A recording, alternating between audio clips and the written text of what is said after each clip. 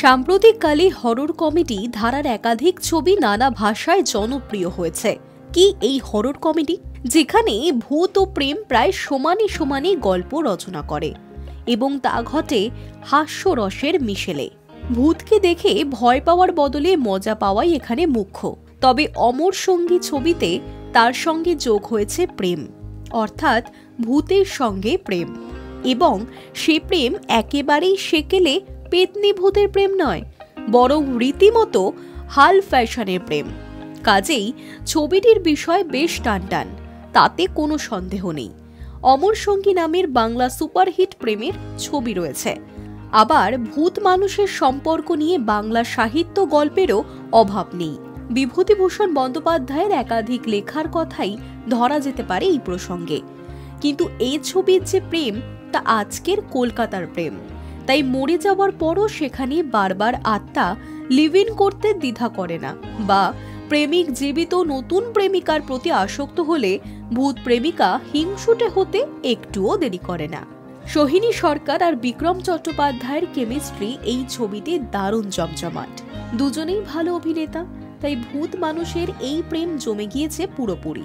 চিত্রগ্রহণ থেকে সম্পাদনা, সব দিক থেকেই খুঁতহীন ও টানটান মনে হয়েছে ছবিটি। পাশাপাশি অঙ্কুশ হাজরা, কিউ মধুমিতা সরকারের ছোট ছোট চরিত্র ছবিটিকে পূর্ণতা দিয়েছে।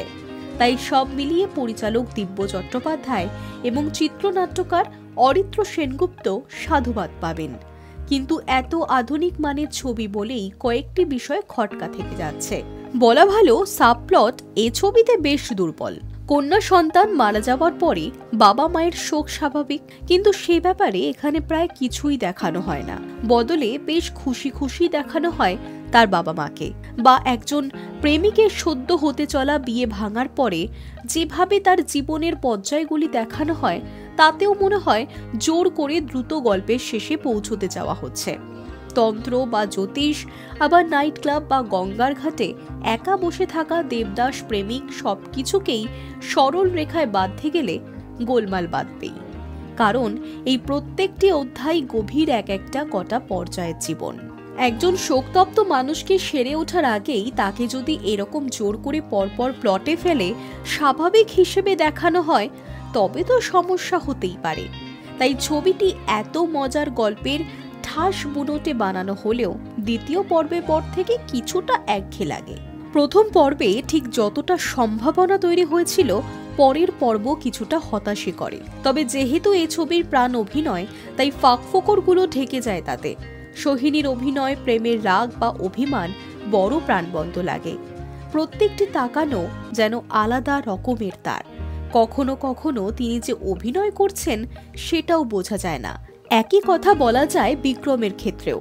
ব্যর্থ প্রেমিকের চেহারায় তার অভিনয় বেশ বিশ্বাসযোগ্য। তাই সামান্য কিছু ফাঁক থাকলেও এ ছবি দেখে মজা আছে। এ ছবি সবাই মিলে দেখার মতোই ছবি। বিশেষ করে ভুতুড়ে প্রেমের গল্প বাংলায় সেলুলয়েডে ধরতে গিয়ে এই স্মার্টনেস হয়তো খুব বেশি ছবি অর্জন করতে পারেনি। কারণ এ ছবির চলনে অদ্ভুত একটা মাদকতা রয়েছে।